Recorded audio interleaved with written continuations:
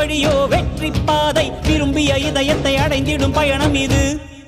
கடல் தாண்டும் பறவைக்கெல்லாம் வழியில் மரங்கள் கிடையாது, ஆனாலும் கண்டம் தாண்டும் சிறகுகள் வலிக்காது. மலையேறும் எறும்பின் கால்கள் வெயிலை மிதித்து உடையாது, மனதோடு காதல் வந்தால் மனிதா தடையேது.